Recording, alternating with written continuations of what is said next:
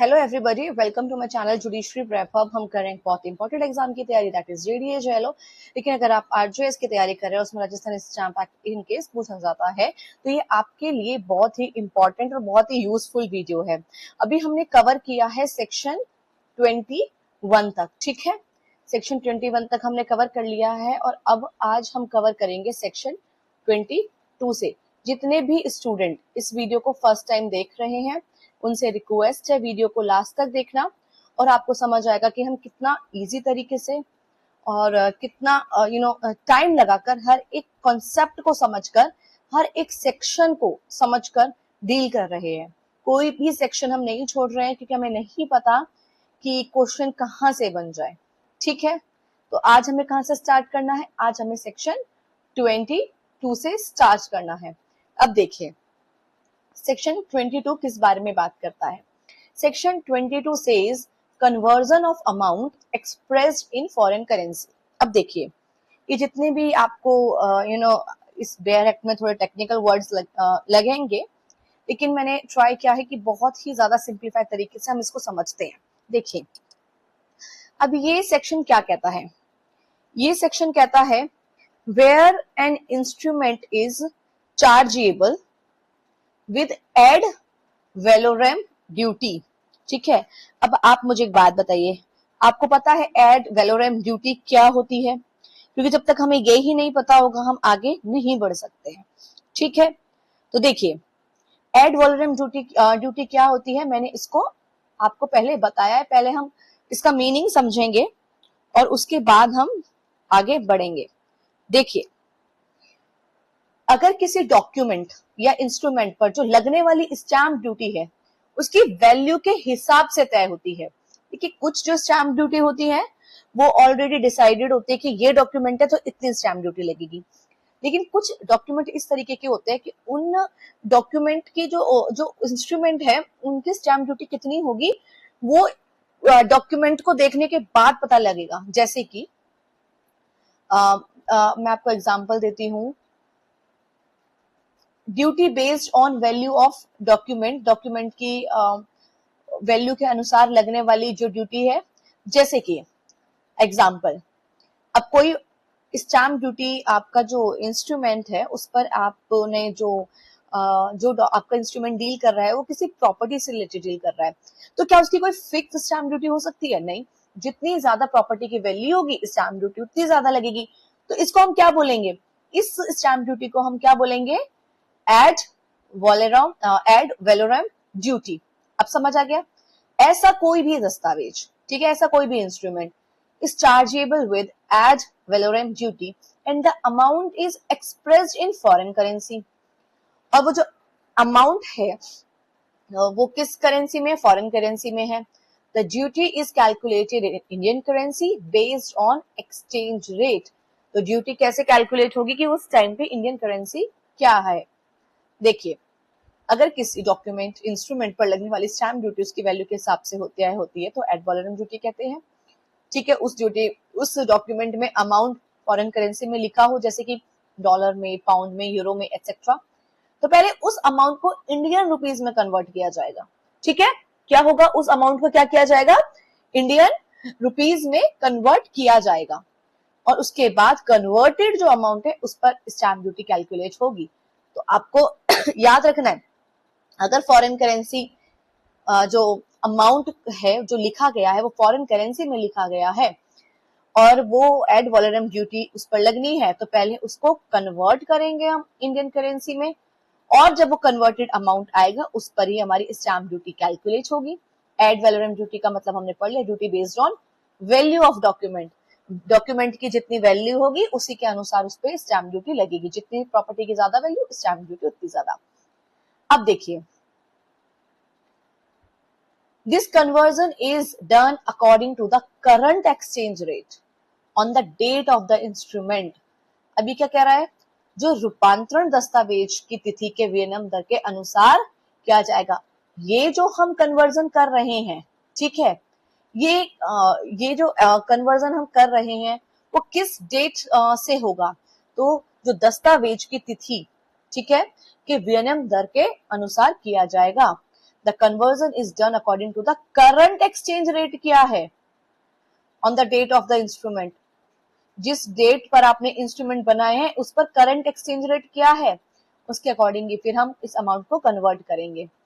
Central government prescribed करेगी exchange rate, ठीक है, may also be use for conversion, ठीक है। तो केंद्र सरकार द्वारा निर्धारित विनिमय दर का भी उपयोग किया जा सकता है। और अगर स्टेट गवर्नमेंट ने प्रिस्क्राइब्ड किया है कोई एक्सचेंज रेट तो फिर उसको भी हम क्या यूज करेंगे जब अमाउंट को कन्वर्ट करेंगे फॉरेन करेंसी से इंडियन करेंसी में। अब देखिए जैसे कि ये यूएस डॉलर कितना है, 1000 मेंशन है, 1000 यूएस डॉलर मेंशन है एक अग्रीमेंट में, ठीक है। एक अग्रीमेंट में कितना डॉलर मेंशन है, 1000।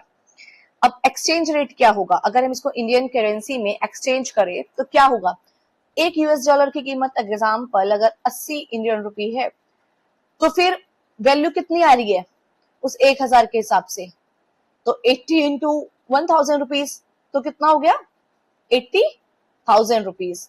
तो अब 80,000 इंडियन रुपी जो है स्टैम्प ड्यूटी के लिए क्या होगा, इतनी स्टैम्प ड्यूटी लगेगी, ठीक है, आपको याद रखना है बेसिकली।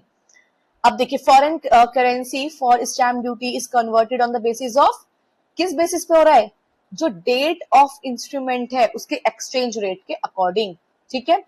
और एक बात याद रखना, conversion is always done on the exchange rate of the date of instrument, ठीक है। अब देखिए सेक्शन 23, देखो वैसे अगर सेक्शन 22 देखा जाए तो अगर इसको समझाना हो तो मैं सिंपल समझा देती कि फॉरेन करेंसी अगर किसी इंस्ट्रूमेंट पर जो अमाउंट लिखा गया है वो फॉरेन करेंसी पे लिखा है तो पहले उस अमाउंट को हम इंडियन करेंसी में चेंज करेंगे, उसके अकॉर्डिंग स्टैम्प ड्यूटी लगेगी, इतना भी समझा सकते थे।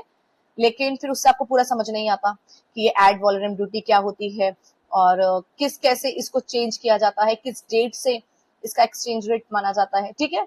तो आपको ये याद रखना है। अब देखिए हम आते हैं सेक्शन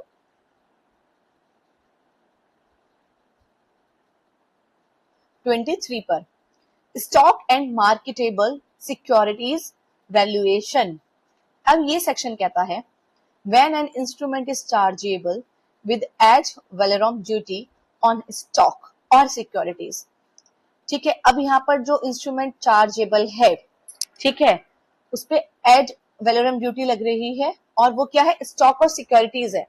अब कैसे वैल्यू को कैलकुलेट किया जाएगा, क्योंकि सेक्शन 20 में जो हम सेक्शन 22 में जो हमने बात की थी वो बात की थी हमने जो अमाउंट एक्सप्रेस था, ठीक है, किसी इंस्ट्रूमेंट पर। लेकिन अब यहाँ पर बात की जा रही है स्टॉक और जो मार्केटेबल सिक्योरिटीज है उसका कैसे हम वैल्यूएशन करेंगे, ठीक है। तो देखिए वैल्यू अब यहाँ पे फॉरेन करेंसी नहीं है, यहाँ पर क्या है, stock and marketable security. The value is calculated on the average price और वैल्यू ऑफ सच स्टॉक और security on the date of instrument. अब देखिए ये कहता है जब किसी दस्तावेज पर, जब कोई डॉक्यूमेंट है उस पर क्या है, स्टॉक या प्रतिभूतियों पर मूल्य आधारित स्टैम्प शुल्क लगाया जाता है, ठीक है। जो स्टैम्प शुल्क हमारा लगाया जा रहा है वो किस पर आधारित है, स्टॉक पर और प्रतिभूतियों पर। प्रति स्टॉक का जो मूल्य है या फिर जो प्रतिभूतियों का जो मूल्य है उसके आधार पर क्या है, स्टैम्प शुल्क लगाया जाएगा। अब तो उसका मूल्य कैसे हम दस्तावेज की, तो उसका जो मूल्य है उस स्टॉक का, उस सिक्योरिटी का जो मूल्य है वो दस्तावेज की तिथि पर उनके औसत बाजार मूल्य के आधार पर निर्धारित किया जाएगा। एग्जाम्पल जैसे कि if share fluctuate during the day, stamp duty value will be based on their average market price on the date of execution. जैसे कि अगर शेयर की प्राइस दिन भर ऊपर नीचे होती रहती है, आपको पता ही है शेयर्स बढ़ते घटते रहते हैं।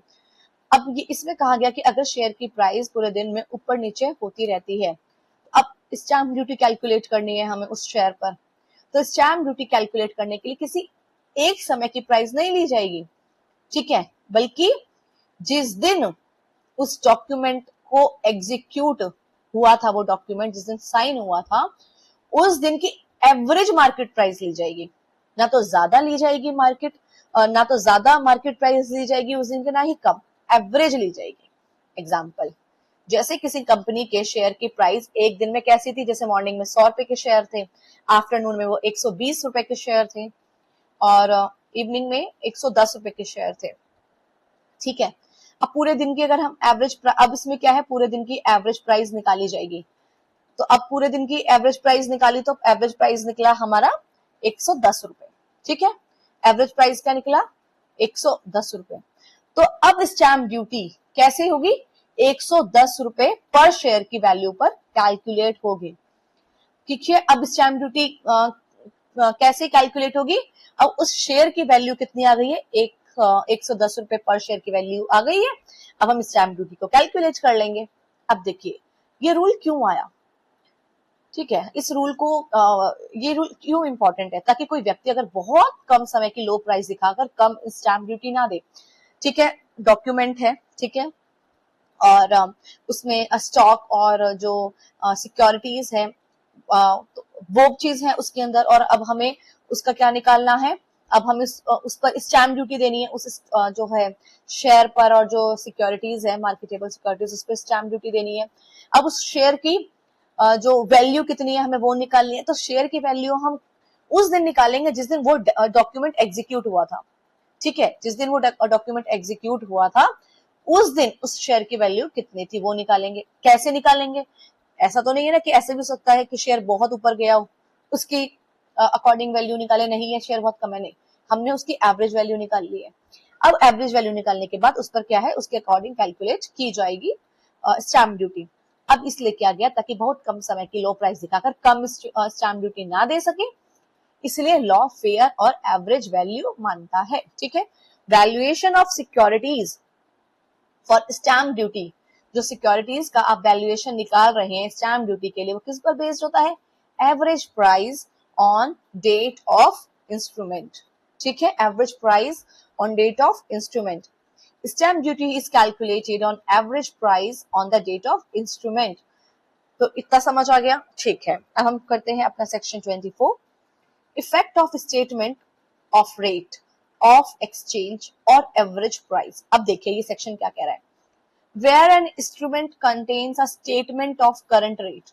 ठीक है, अब वो डॉक्यूमेंट है जो दस्तावेज है उसमें क्या है, statement of a current rate of exchange और average price and is stamped accordingly, it shall be presumed to be duly stamped until the contrary is proved। अब देखिए ये सेक्शन क्या कहता है, इस सेक्शन ने कहा जब किसी दस्तावेज में विनिमय दर या औसत मूल्य दिया गया है और उसी के अनुसार फिर क्या है स्टैंप लगाया गया है, तो उसे सही माना जाएगा जब तक कि इसके विपरीत सिद्ध ना हो जाए। ठीक है, जो विनिमय दर है, जो इंस्ट्रूमेंट है, अब उसके अंदर आप जब इंफॉर्मेशन लिखेंगे तो आप उसके अंदर जब स्टेटमेंट डालेंगे कि करंट रेट क्या चल रहा है एक्सचेंज का, आपको लिखना पड़ेगा ना कि अभी करंट रेट ऑफ एक्सचेंज या जो एवरेज प्राइस है वो इतना है। तो हम ये मानेंगे कि उसने क्या है सही लिखा है जब तक कि कॉन्ट्ररी प्रूव ना कर दिया। जैसे कि हमने एग्जांपल अभी लिया, हमने एवरेज, हमने जो डॉक्यूमेंट बनाया उसमें हमने एवरेज, हमने उसमें इंस्ट्रूमेंट में स्टेटमेंट लिख दी कि देखिए 110 रुपए हमारा एवरेज प्राइस आ रहा है, उस इंस्ट्रूमेंट में हमने ये स्टेटमेंट लिख दी। ठीक है, जो एवरेज प्राइस की, और फिर उसी के हमने स्टैम्प जो है ड्यूटी पे भी कर दी। तो अब इसमें माना गया है कि इसमें बेसिकली बात बताई गई है कि जो 23 में तुमने एवरेज प्राइस वगैरह निकाला है और जो करंट रेट ऑफ एक्सचेंज है उसको हम क्या मानेंगे कि वो ठीक है, और जो स्टैम्प उस पर लगी है वो भी ड्यूली स्टैम्प्ड है जो आपने स्टैम्प ड्यूटी पे की है, until the contrary is proved, जब तक कि विपरीत सिद्ध ना हो जाए। ठीक है, अब देखिए एग्जांपल, अगर एक डॉक्यूमेंट है उसमें ये स्टेट किया गया है कि जो यूएस डॉलर है वो 80 है। ठीक है, जो यूएस डॉलर है वो 80 इंडियन रुपी है और स्टैम्प ड्यूटी भी उसके अकॉर्डिंग पे कर दी है। ठीक है, एक डॉक्यूमेंट ने ये बताया, it is presumed correct unless challenge and proved wrong. अगर किसी डॉक्यूमेंट में फॉरेन करेंसी का इंडियन वैल्यू लिखा हुआ है तो उसी हिसाब से स्टैम्प ड्यूटी दी गई है, तो उसको हम सही मानेंगे। लेकिन अगर कोई व्यक्ति ये प्रूफ कर दे और ये बता दे कि जो एक्सचेंज रेट था वो गलत था, तो उसे फिर चैलेंज किया जा सकता है। एग्जाम्पल, एक डॉक्यूमेंट में क्या लिखा है, US dollar equals 80 Indian rupees. ठीक है, एक डॉक्यूमेंट में ये लिख दिया गया कि जो यूएस डॉलर है वो इंडियन जो रुपी है, इंडियन का जो 80 रुपी है उसके बराबर है, ठीक है। और स्टैम्प ड्यूटी भी इसी हिसाब से फिर उसने पे कर दी। तो लॉ पहले क्या मानेगा कि कैलकुलेशन सही है, लेकिन अगर बाद में साबित हो जाए कि उस दिन जो एक्सचेंज रेट था वो कुछ और था, तो उसे कैलकुलेशन को गलत भी माना जा सकता है। देखो, ये बहुत टेक्निकल एस्पेक्ट है जिससे मैं डील कर रही हूँ। वैसे तो मैंने ट्राई किया है कि कोई मिस्टेक ना हो, इन केस हो जाती है तो आप, अगर आपको लग रहा है कि कुछ गलती है तो आप मुझे कमेंट बॉक्स में जरूर बताना कि ये एस्पेक्ट जो आपने डील किया है इसको इस तरीके से डील करना था। इसे ऑलमोस्ट मैंने ट्राई किया है कि कोई गलती ना हो, but in case I am also human being, I can also commit mistake, तो आप मुझे बताना जरूर। अब देखिए, इसका रिवीजन अगर हम करें सिंपल सा, तो जो डॉक्यूमेंट में लिखा होता है एक्सचेंज रेट उसको सही माना जाता है जब तक कि कोई उसे गलत साबित ना कर दे। A stated exchange rate in an instrument is presumed correct until proved otherwise, ठीक है। तो लॉ प्रिज्यूम करता है करेक्टनेस ऑफ स्टेटेड रेट। अब है सेक्शन 25, इंस्ट्रूमेंट रिजर्विंग इंटरेस्ट। अब देखिए, ये सेक्शन कहता है where interest is expressly made payable by the terms of an instrument, the instrument shall not be chargeable with duty higher than that which would have been chargeable if no mention of interest had been made। ये कह रहे यदि किसी दस्तावेज में ब्याज का स्पष्ट उल्लेख किया गया है, ठीक है, तो उस स्टैंप पर शुल्क उस स्थिति से अधिक नहीं लगेगा जैसा कि ब्याज का उल्लेख ना होने पर लगता है। एग्जाम्पल देखिए, लोन अग्रीमेंट, एक लोन अग्रीमेंट हुआ है with interest clause is still stamp only on principal amount basis. अगर कोई जो इंस्ट्रूमेंट है, कोई भी डॉक्यूमेंट बनाया गया है लोन अग्रीमेंट से रिलेटेड, जिसके अंदर आपने उस डॉक्यूमेंट के अंदर इंटरेस्ट क्लॉज को भी ऐड किया है, तो इसका मतलब ये नहीं है कि स्टैम्प ड्यूटी अब आप इंटरेस्ट क्लॉज के साथ पहले से पे करेंगे, नहीं।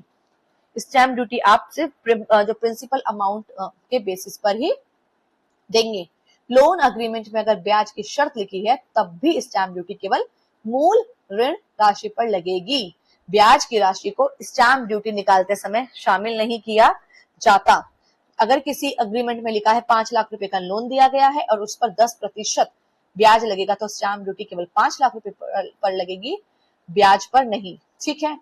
तो लोन अग्रीमेंट में स्टैम्प ड्यूटी केवल प्रिंसिपल अमाउंट पर लगती है, इंटरेस्ट अमाउंट पर नहीं, ठीक है। क्रिस्टल क्लैरिटी के साथ आपको समझ आ रहा है। अब हम करते हैं इसका MCQ. If interest is mentioned in an instrument, stamp duty क्या है? अगर इंटरेस्ट मेंशन है किसी इंस्ट्रूमेंट में, स्टैम्प ड्यूटी किस पर लगेगी? Stamp duty remains same, interest does not affect stamp duty calculation.